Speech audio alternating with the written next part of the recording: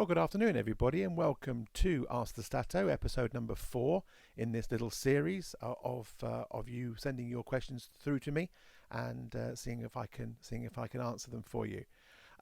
It's Saturday afternoon here in the UK. It's a pretty wet old afternoon, sadly, but with no cricket, obviously. At least no matches are going to get abandoned or curtailed. Everyone's looking forward to playing on a Saturday afternoon.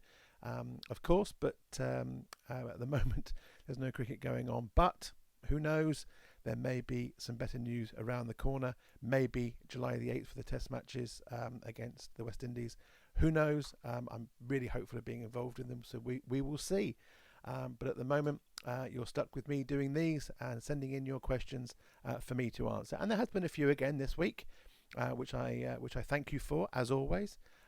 Please do keep sending them in at RVI Cricket Stats or however you wish to contact me. Please do so, and I will do my very best to answer them. The first one I'm going to answer is actually from Amit Bansal once again, who sent in a question for the last Ask the Statto.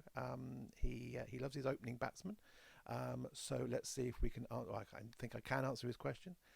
His question is, and I'll just read it off the sheet here, which openers opened in most and least percent of innings in second innings in proportion to first innings when opening in 30 or more times in the first innings of their career? So, for example, Alistair Cook opened 154 times in the first innings and 124 in the second, which gave him 80.52%. Okay, this is quite a good one, and I can answer it. There's quite a few in the 90% bracket, and in the top 5 there are 3 Bangladesh batsmen, which is probably no surprise because they do often have a second innings. Quite a lot of the time, the players down at the bottom end of this chart were with teams who didn't need a second innings. Which is obviously good for their side, but the guys at the top of this list are really from the sides who kind of struggled. Top of the list, 97.22% of first and second innings was Graham Dowling of New Zealand. Played 36 matches, opened the batting 36 times in the first innings and 35 in the second, so only missed out once where his side didn't bat. Second on the list is Javed Omar of Bangladesh with 95%. He was 40 and 38. Imrul Kayes of Bangladesh as well, 94.12%. He was 34 and 32. So excuse me. Then Keith Stackpole of Australia back in the 70s, 33 and 31. And then Tamim Iqbal of Bangladesh again, 59 and 55, giving him 93.22%. Other players up in the 90%. Were Brian Young of New Zealand, Craig Brathwaite of West Indies, Dimuth Karunaratne of Sri Lanka, Kieran Powell of New Zealand of West Indies, Mohammad Hafiz, Pakistan, Taranga Paranavitana of Sri Lanka, and Imran Fahat of Pakistan. So they're the guys who batted 30 times first innings, who had a 90% plus second innings opening batting ratio. On the other end of the scale, having played 45 test match, opened the batting 44 times and only second innings 25 times, was actually Navjot Singh Sidhu of India, 56.82%, followed by Herbert Sutcliffe of England, 59.62%, and then a whole ranch of Pakistanis, Mudassir Nazar, 68 and 41, which gave him 60%. Mohsin Khan of Pakistan, 43 and 28, which is 65.12%. Syed Anwar, 65.38, and then Ramiz Raja of 65.85. So they are the highest and the lowest of the percentage or proportion of first to second innings in Test cricket of those batsmen who batted 30 times or more. He asked a second question as well, which I'll answer. How many players opened only in the second innings or the third or fourth innings of the Test match in their career? That may have mostly been night watchmen. Absolutely correct. And who opened the most times as well? Well, there's one player who opened the batting 4 times in the second innings but never did in the first innings, and that was Shuja Uddin of Pakistan. who averaged 15.25 as an opening batsman in his four games. There's 3 players on 3 innings, just opened the batting 3 times, all in second innings, which was Azam Mahmood, Pakistan, David Gower of England, and Javed Miandad of Pakistan as well. And then there's a whole raft of players with 2: Alfred Littleton, Brian Lara, Greg Matthews, Hanson Carter, better known as Sammy Carter, Hashim Amla of South Africa, Jack Barrett, Jack Leach, opened twice, scored 92 and 1. Bangladesh's Rajin Selah, England's Tip Foster, and Pakistan's Wasim Bari. They all opened twice in the second innings, but never opened the batting in the first. So I hope that answers your question, Amit, and you are satisfied with that one. We'll move on to the next question from people that actually know, to be honest with you. So this is quite good fun to look this one up. Alex Rennie from United Kingdom Armed Forces Cricket Association has asked, Ian Botham played for Lisburn Cricket Club in Northern Ireland in a match. He scored a century. Was this the fastest century scored in the Northern Cricket Union or within Cricket Ireland? Good question, Alex. Really, really good question. And I have had to do a little bit of research on this, and I'd like to thank John Boomer from Cricket Ireland, who has helped me greatly with this question. This was a one-off invitational match to celebrate Lisburn Cricket Club's 150th anniversary. But John actually advises me that it was a highly controversial match back at Wallace Park, the home of Lisburn, back in 1986. Now, people who know their cricket history may sort of recognise that Ian Botham in 1986 may not go together particularly well. Beefy was in the Lisburn select side to play against the MCC to celebrate that anniversary match. He was brought over by the president, who was delighted to have him available. However, as you might know, Ian Botham was actually serving a suspension for smoking cannabis at that time. And the MCC, who were backed then by the Irish Cricket Union, refused to play the match if Botham was there, and Botham was to play in the game. And he did, and he did play in the game. So the MCC actually withdrew from the fixture. So the MCC actually played a game against the Northern Cricket Union President's 11 instead. Beefy's century came off 34 balls in that game. He hit 32 off the last over to get to his 100.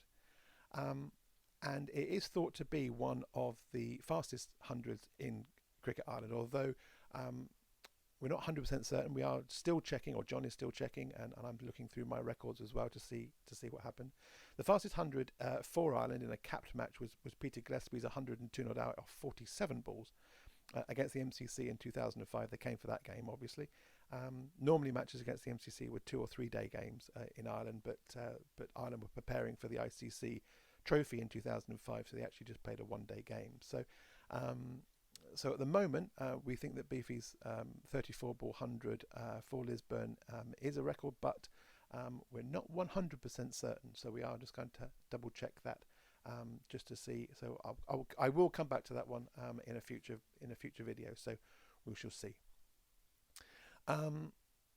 Another one is from Louise Worsfold from the Royal Navy Cricket Association. She plays for them. Talking about one of her great nemesises from the Army women's team, Amanda Potgieter. Now, if you love weird and wacky cricket stats, you're actually going to like these. Amanda was one of the greatest women to play for the Army cricket and for United Kingdom Armed Forces and the Combined Services, amongst others. She wasn't a million miles away from international honours. Having done a short interview with Charlotte Edwards a couple of years ago when Amanda announced her retirement. Unfortunately, her serving in the Army actually counted against her a little bit, and she was a fierce competitor for Berkshire, amongst other counties as well, and wasn't a million miles away from international selection, but unfortunately her Army career kind of got in the way of that. Amanda actually asks, with countless not outs to her name, what's her most common mode of dismissal, and which military ground has she been dismissed the most? Well, I asked my dad to help me with this one because he's got all the stats from Army and the combined services. And she's played 129 matches for the Army and 43 for UCAF or the combined services. And incredibly, and just this kind of just shows the class of Amanda. 46.8% of her innings were not outs. 25.3% she was caught, and 18.8% bowled. So her most common mode of dismissal was actually caught, probably going for more runs, I would imagine. Which ground, unsurprisingly, it's the Army ground at Aldershot. 31 times out of the 47 times she batted in her 50 games at Aldershot, she was dismissed. But here come the great stats, and these are the main grounds for the Army, the Air Force, and the Navy. At Aldershot, 50 matches, 47 innings, scored over 2,000 runs at an average of 65.45. At the United Services Ground in Portsmouth, the home of the Royal Navy, 24 matches, 23 innings, 15 not outs, 1,190 runs at an average of 148.75. You think that's good? Here she comes at Vine Lane in Uxbridge, the home of the Royal Air Force Cricket Association, where she's played 17 matches, had 13 innings and 10 not outs. Scored 842 runs with a best of 161 not out, and has a career average at Vine Lane of a remarkable 280.67. Absolutely stunning. Incredible stat. It kind of just shows that she was a massive player for the Army side, and those stats just really do show it rather perfectly. That she just commanded the women's game, and still playing, Amanda, as well. Hopefully she's still playing. I hope she's not retired with all of this going on. I just mentioned my dad, and I'm going to mention him again later on, but he's actually asked me a question, and I thank him for this as well. And he was just wondering how many catches, mostly at fly slip, did Peter Sainsbury take off Derek Shackleton? He knew it was a lot. Now, obviously, Dad scored for Hampshire back in the 70s, 80s, and 90s, and 2000s. 31 years with Hampshire, and I can answer that question perfectly. In fact, the record of caught Sainsbury bowled Shackleton isn't even the Hampshire record, which is amazing. Now, I've actually looked at all first-class matches ever played, and top of the pile, 285 matches and 237 fielder bowler combination was caught Walter Hammond bowled Charlie Parker 237 times. Then came caught Frank Woolley bowled Titch Freeman 222 times. Caught John Tunnicliffe bowled Wilfred Rhodes 199 times. Caught Peter Walker bowled Don Shepherd was 175 times, and caught Arthur Mitchell bowled Headley Verity was fifth on the list 171 times in 265 games. The Hampshire record is caught Phil Mead bowled John, or Jack Newman as he was known, 145 times in 482 games. But on 12th on the list of all first-class matches, caught Peter Sainsbury bowled Derek Shackleton. 399 matches they played together, and 136 catches were attributed to those pairing. So I hope that answers the question. That it's 12th on the list, all first class, and second on the list for Hampshire. That's all the questions for today. I just have one final little thing that I just want to say. First of all, I just want to pay tribute to an old colleague and friend of ours, Tony Weld, who passed away this week, aged 95. Former Hampshire scorer. He replaced my dad back in 2006 when Dad retired from Hampshire. Very, very sad news this week. Tony was an absolute purveyor of his art. He was excellent. Really was a fantastic scorer, a lovely man. He was one of the committee members, along with my dad actually, who were there at the founding of the Hampshire Cricket League back in 1973. And but he umpired, he scored. He was a fantastic man, and he will be sorely missed. He did fantastic work to reach 95. And our thoughts go, my dad and my family the thoughts go out to his family, his friends and all of his colleagues who knew Tony well. The other one I'd like to mention as well, I'd like to wish Rob Key very well, a colleague of mine with Sky and other places as well, who suffered a stroke over the last weekend. Rob, get well soon. I did message you yesterday just to see how you were, and you are recovering well, which is great news. But seriously worrying to see you suffering a stroke. So I wish you every recovery and everything like that. So get well soon, Rob, and hopefully, fingers crossed, I will see you again soon. The one other person I want to wish well is a gentleman by the name of Phil Green, who actually lives below me here at my flat. I've known Phil since he ran my local newsagents. He's a local cricketer for Winchester and Hursley Park, and is an instrumental member of Sainsbury University as well. Phil is currently in hospital, which is very worrying. He's been there about 3 weeks now. We just missed him because he normally outside clapping on a Thursday, but the last couple of weeks he hasn't been. So Phil, wish you very well from all of my family, to you and to all your family, Gemma, of course. But we wish you well, and we hope you get a very quick recovery from what you are enduring right now. So that's my lot for today. I don't want to end on a sad note, but I wish all two guys well, and obviously great sadness of Tony. But until next time, everybody, it's stopped raining now, so I might have to go out and go for a walk or something like that. But I wish you well, and if you've got any more questions for me, please do send them through, and you can be featuring on the next Ask the Statto. But until next time, it's cheerio for me.